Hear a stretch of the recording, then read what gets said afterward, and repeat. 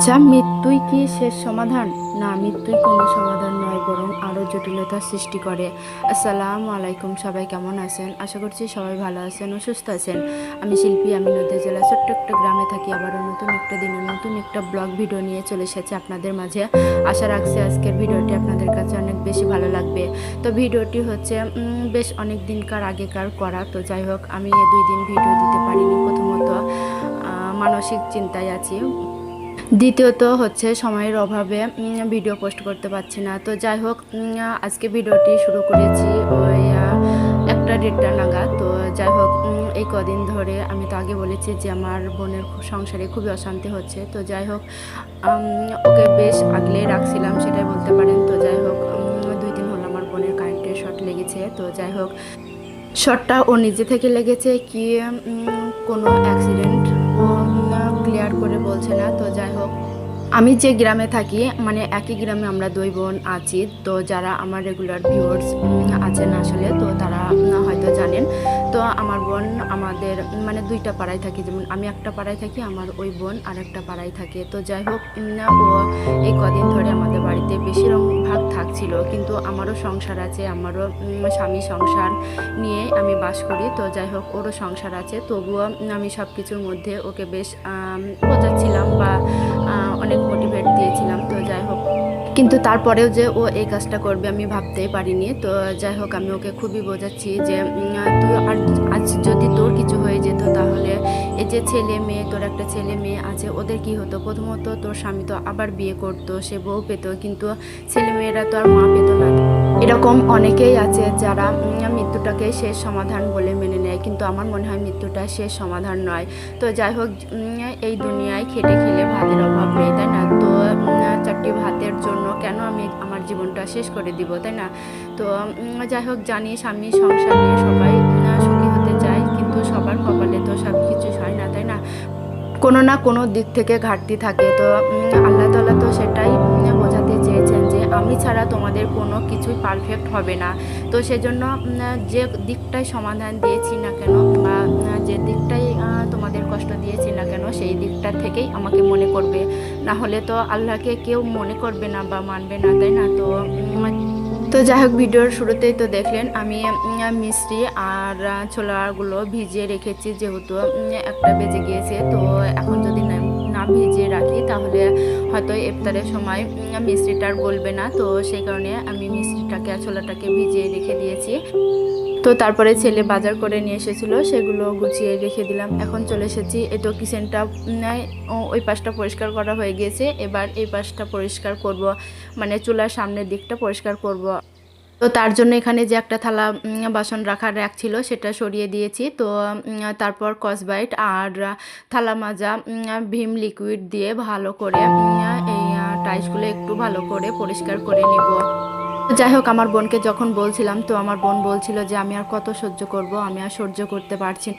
আমরা আমার বোনের পরিবার, তো সেই বোনের পরিবার কি বলবে, তাই না? যে সহ্য করো, ধৈর্য ধরো, একদিন সব ঠিক হয়ে যাবে। কিন্তু ওর পরিবারের মানুষেরা তো ওর স্বামীর হয়ে বলবে, তাই না? আর দেখবেন প্রতিটা সংসারে এমনই হয় যে স্বামীর পরিবার কোনো দিনই চায় না যে আমার ভাইয়ের বউ কি আমার ভাইরা ভালো থাকুক বা শান্তিতে থাকুক, সেটা ওরা কোনো দিনই চায় না। ওরা চায় ওদের ভিতরে অশান্তি হোক বা ওরা খেতে না পাক। সেটাই আমার দেখাকালীন এই 16-17 বছর বয়সে আমি যেটা বুঝেছি, সংসার করতে যে অনেকজনকেই আমি দেখে এসেছি যে ওর বাড়ির লোক কোনো দিনই চায় না ওরা ভালো থাকুক। তো যাই হোক, এটা প্রায় প্রত্যেকটা পরিবারেই হয়ে থাকে, কিছু কিছু পরিবারে হয়তো হয় না, কিন্তু তাও দেখবেন যে বেশিরভাগ পরিবারেই হয় যে উপরে খুবই ভালো ভালো কথা বলছে, আপনাকে মোটিভেট করছে, কিন্তু ভিতরে গিয়ে সেই নলকাঠিটা ঠিক জায়গা মতো চালিয়ে নিচ্ছে। আর আপনি তাদের উৎসাহ পেয়েই হয়তো আপনার স্বামীর সাথে হয়তো বেশি অশান্তি করছেন। তো যাই হোক, এটা কিছুতেই করতে যাবেন না, কারণ আপনি আপনার স্বামীর দিকটাই দেখবেন, তাহলে আপনার সংসারে শান্তি থাকবে। তো আপনি যদি তাদের কথা শুনে যদি আপনার পরিবারের দিকেই ধ্যান দেন, তাহলে দেখবেন আপনার স্বামীর সংসারে অশান্তি হচ্ছে, তো যাই হোক, সবশেষে একটা কথাই বলবো, আগে জানবেন আপনার স্বামী আপনার কাছ থেকে কি চাচ্ছে বা কি বলতে চাচ্ছে বা কি করতে চাচ্ছে। তো সেটা যদি বুঝতে পারেন, দেখবেন আপনার সংসারে অল্প আয়েও খুব সুন্দর করে বা শান্তিপূর্ণভাবে ছেলে মেয়ে নিয়ে সুন্দর করে সংসার করতে পারবেন। তো যাই হোক, সবসময় ভাববেন যে অল্প আয়ে নিজেকে সন্তুষ্ট রাখার জন্য। তো আমাদের মতো যারা আছেন আসলে বেশিরভাগ গ্রাম অঞ্চলে, তো তাদের সব থেকে বড় সমস্যা হচ্ছে টাকার। তো টাকাটাই হচ্ছে বড় সমস্যা। তার কারণ হচ্ছে আপনারা সেই অল্প টাকা থেকে যদি কিছু করতে চান, তাহলে দেখবেন মানুষ আপনাকে সেইগুলো করতে দেবে না বা মানুষ আপনার বিরুদ্ধে চলে যাবে। কারণ তাদেরও তো সেই একই সমস্যা, টাকার সমস্যা, তাই না? তো সেই সমস্যা থেকেই হয়তো আপনাকে সেই কাজগুলো করতে দেবে না। আপনি উপরে উঠবেন, উপরে উঠতে দেবে না। ভাববে এই টাকা থেকে ও কি করে এতগুলো কাজ করছে বা সংসারটা সুন্দর করে চালিয়ে নিচ্ছে। তো সেটার জন্যই মানুষ আপনাকে হিংসা করবে। মেন কথা হচ্ছে আপনার স্বামীর পরিবার। তো স্বামীকে যতই নিজের ভাববেন, দেখবেন সে কিন্তু নিজের নয়। তার কারণ দিন শেষে সেই আপনাকে একই কথা বলবে যে আমার মা বাবা ভাই বোন সব আমারই, তাই না? তো যাই হোক, সেজন্যই বলছি, স্বামীকে কোনো দিনই আপন ভাববেন না। মানে সেইভাবে কোনো দিনই আপন ভাববেন না যে হয়তো দেখা গেছে যে স্বামীকে আপন ভেবে হয়তো আপনার পরিবারের বা আপনার মা বাবার কথা হয়তো স্বামীকে বললেন, সেই স্বামী সেই কথাটা নিয়েই আপনার সাথে অশান্তি করবে। তো যাই হোক, সেজন্যই বলছি, স্বামীকে বিশ্বাস করে কোনো নিজের গোপনতার কথা বলবেন। স্বামী যদি পরকীয়া করে, তাহলে তার বাড়ির লোক বলে যে তোমার কোনো ভুল হচ্ছে, সন্দেহ করে স্বামীর সাথে অশান্তি করো না। কিন্তু সেই বউ যদি পরকীয়া করে, তাহলে তার সেই বউর জায়গা সেই বাড়িতে হয় না, তাই না? তো যা বক বক অনেক করলাম। তো যাই হোক, যেটা আমার সাথে ঘটেছে সেটাই আপনাদের সাথে শেয়ার করলাম। তো যাই হোক, কেউ কিছু বাজে কমেন্ট করবেন না। আর এই তো গল্প করতে করতে সব কাজগুলো আমার কমপ্লিট হয়ে গিয়েছে। মানে কিচেনটা আমি ভালো করে সুন্দর করে পরিষ্কার করে নিয়েছি। সাথে যে মানি প্ল্যান্টের গাছটা ছিল, তো সেটাও একটু ভালো করে ধুয়ে নতুন পানি দিয়ে আবারও জায়গা মতো রেখে দিয়েছি। আর এই তো সকালে নিয়েছিলাম একটা কক মুরগি, তো সকালে রেখে দিয়েছিলাম। মুরগিটার ডিম দিয়েছে, তো সেটাই দেখছিলাম। আর এখন ডিমটা আমি জায়গা মতো রেখে দিব। রান্না বান্নাটাও সেরে নিয়েছি। তো তারপরে আমি মুরগিটা পরিষ্কার করে নিয়েছি। আর মুরগিটা যখন পরিষ্কার করছিলাম, তখন আমার বোন আমার পাশেই ছিল। তো তখন ওই তোর সাথে কথা বলছিলাম আর মুরগিটা পরিষ্কার করেছি।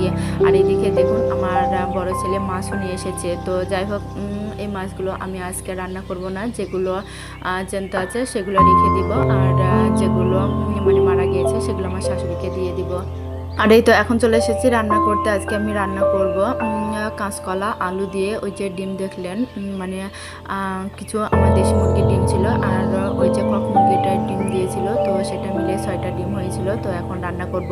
আর আজকে হচ্ছে কিনা মসজিদে বিরিয়ানির ইফতার আছে আসলে। তো বড় ছেলে তো ইফতারে যাবে, সাথে বিরিয়ানি খাবে। তো ও আর সন্ধ্যাবেলা ভাত খাবে না, একেবারে ভোরবেলা। তো ভোরবেলা তো অল্প তরকারি দিয়ে খাবে, আর কিছু ভাত হয়তো দই দিয়ে খাবে। তো যাই হোক, এতেই হয়ে যাবে।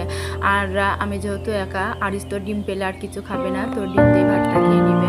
আর আমার আর একার জন্য কি করব, আমার ভালো লাগে না, মানে ডিম দিয়ে সবজিটা হলেই হয়ে যাবে। তো যাই হোক, তবুও করেছি একার জন্য। মুরগিটা পরিষ্কার করা হয়ে গিয়েছিল, তো রান্নাটা করলেই হতো, মানে রাত্রিবেলা মানে সন্ধ্যাবেলা আর কি। তো যাই হোক, আমি আর রান্নাটা করে নিই একার জন্য, আমার এই দিয়েই হয়ে যাবে। আর হাজব্যান্ড বাড়ি না থাকলে মেয়ে মানুষরা ঠিক এমনই করে যে কিছু একটা আছে, ওই দিয়েই হয়তো তারা চালিয়ে নেয়। আর এইভাবেই ত্যাগ স্বীকার করে আমরা মেয়েরা সুন্দর করে সংসারটা চালিয়ে নিই বা সুন্দর করে সংসারটা গুছিয়ে করে নিই। আর এই সুন্দর সংসারটা, গোছানো সংসারটা বা কষ্ট করে গোছানো সংসারটা যদি আমি ছেড়ে দিয়ে চলে যাই, তাহলে তো আমারই গেল, তাই না? যে যাবে সেই চলে যাবে, তার সাথে কিন্তু কেউ যাবে না। তাই ভিডিও শেষে বলছি, লড়াই করে বাঁচুন, যুদ্ধ করে বাঁচুন। তাই বলে জীবন শেষ করে নয়, জীবনে বেঁচে থেকে লড়াই করে বাঁচতে শিখুন। দেখবেন একদিন না একদিন জয় অবশ্যই হবে। জীবন মানেই কিন্তু যুদ্ধ। তো যাই হোক, এখন চলে এসেছি ইফতারের আর 20 মিনিট বাকি রয়েছে। এখন আমি শরবত বানিয়ে নিব, সাথে ইফতারের সব জোগাড় করে নিয়েছি। আর আজকে ভিডিওটি এখানে শেষ করছি। দেখা হবে অন্য কোনো ব্লগ ভিডিওতে। ততক্ষণে ভালো থাকবেন, সুস্থ থাকবেন। আল্লাহ হাফেজ, আসসালামু আলাইকুম।